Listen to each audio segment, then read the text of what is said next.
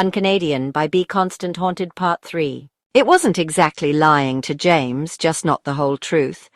The hospital didn't require him to attend my ultrasound appointment, but I told him he needed to be there.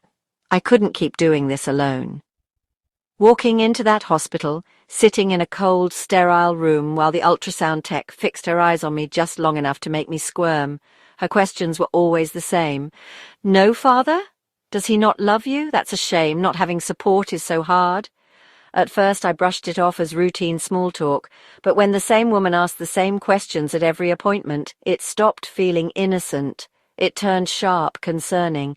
A tight knot twisted in my stomach as her scrutiny left me feeling exposed and vulnerable. "Stop prying," I wanted to snap at her. "Stop judging me." But I didn't. Instead, I smiled, my lips drawn tight, a brittle mask over my unease. I was always too quick to smooth over bad feelings. Mine, theirs, everyone's. The thought of causing discomfort made my chest ache. This time, she added a disapproving tisk tisk, shaking her head as her ponytail bobbed along before she turned back to the screen. The sound sliced through the air, more telling than any words could be. The ultrasound tech didn't need to say much. Her expression spoke volumes. Those rosy cheeks and bouncy ponytail, as if she'd stepped out of a high school musical, didn't fool me. Behind her sweet, practiced smile lurked judgment. "Is that a problem?" I asked, my voice barely above a whisper. "Oh no, of course not," she replied. "I just hate it when fathers miss such meaningful moments, you know? I think it says a lot about a man's true feelings." What was that supposed to mean? Was she hinting at something? Suggesting James didn't love me because he wasn't here? Anxiety bubbled beneath the surface, making it hard to breathe. "He couldn't come," I said, forcing a lightness into my tone, though each word felt like a lie. "He's a very talented pianist, you know. Pulling him away from the piano is... well, it's not possible. He's such an incredible artist." Her smile tightened, lips drawn in a way that barely concealed the sharpness in her eyes. Beneath her pleasant facade, a chill lingered over her practiced cheer. "How could anyone think playing the piano is even remotely as important as nurturing a miracle like yours?" she scoffed, her voice dripping with feigned curiosity and an undercurrent of disdain. "This baby is a miracle too. Is he faithful? I'd hate to think someone like you might end up raising this child all alone." My throat tightened and I felt my face flush as if I'd been slapped. Was she really questioning his fidelity? "No," I blurted out, my voice sharper than I intended. "He has a God-given talent." The tech tilted her head, her smile unwavering, but now it felt like a mask.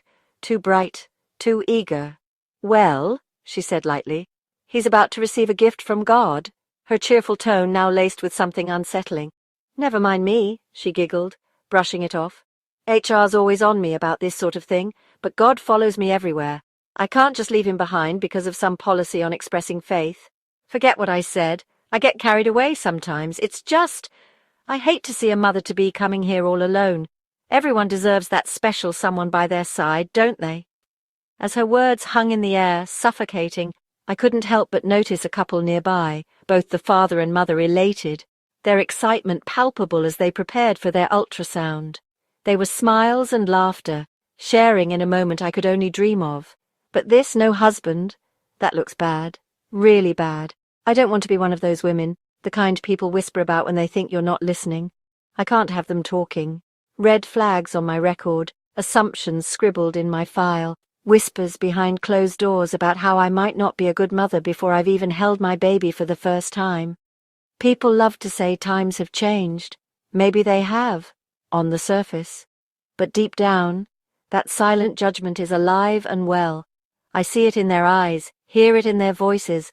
They don't say it outright anymore, they just imply it. And honestly, that's worse. It's like a shadow creeping in, darkening my thoughts and suffocating my confidence. I swear sometimes I can feel it, radiating off them like heat waves. Like human microwaves simmering their opinions until I'm cooked alive by their disapproval. It wraps around me, a vice tightening with every look, every questioning word. I don't want her to hate me. I can't have her hating me. I can't let her see my fear, my anxiety.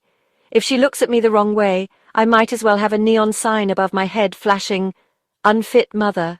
I'd rather not walk into this appointment than face the kind of scrutiny that would make me feel like I'm being dissected under a microscope. What if she sees something in me that confirms all her worst fears? What if she thinks I'm just another statistic, another failed mother? I can't let that happen. I won't. James's distance hangs heavy in the air as his piano cried mournful notes. What is he doing anyway? Is this some kind of protest? A rebellion against something I can't even grasp? Shouldn't he be excited? Why is he shutting me out like this?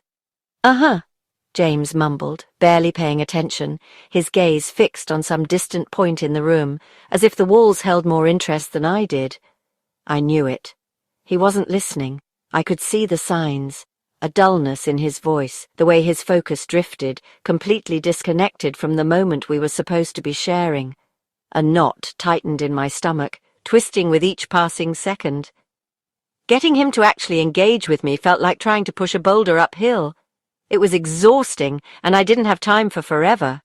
Not today. The urgency of the appointment loomed over us, but here I was, trying to ignite a spark of enthusiasm in a man who seemed more interested in retreating into his own world. My heart raced with desperation. This wasn't just about him. This was about us, about our baby. James, I said, trying to keep my voice steady despite the tremor creeping in, can you please just— But before I could finish, I saw the flicker of annoyance cross his face. It felt like a slap.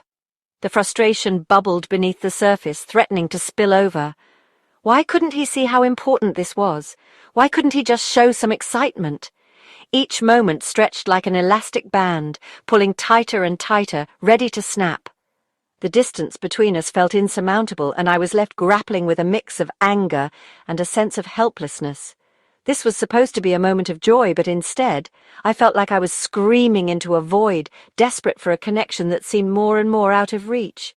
The appointment was less than an hour away, and coaxing James to move was only half the battle. I also had to get him to hurry. Hurry and James. Those two words didn't even belong in the same sentence. I glanced at him again. He was still in his track pants and that old t-shirt, unshowered, blissfully oblivious to the chaos that he caused me. Just one look and I knew he'd take at least an hour to feel ready. Longer if he decided to fuss. How was I supposed to do this without aggravating him? How could I get him out the door without sparking one of his moods?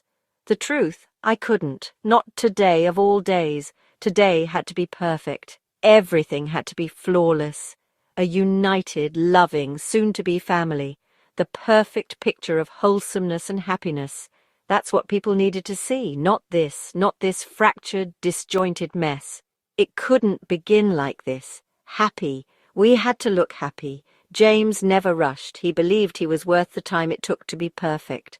But I didn't have that time. Not anymore. I pressed my hand against the tiny bump beneath my blouse, feeling the fragile life growing inside me. Tilting my head back, I stared at the apartment ceiling as if it might hold the answers to all my problems. The weight of the moment bore down on me, each second amplifying my frustration until it threatened to spill over. Closing my eyes, I forced myself to suppress the anger bubbling just beneath the surface. My anger was dangerous. A single wrong word, a shift in tone, could ignite his temper, setting off a chain reaction I couldn't control. I had to swallow it, shove it down, bury it deep where it couldn't escape. But with every passing minute, my patience eroded further, fraying under the pressure. Desperation pulled at me, exhaustion tugging me in opposite directions, stretching me thin. I took a deep breath, releasing it slowly as the tension throbbed in my skull. Patience, I reminded myself. I had to find it, cling to it, somehow. Over and over I repeated the word like a mantra. Be patient, stay calm. I couldn't afford to lose control, not today.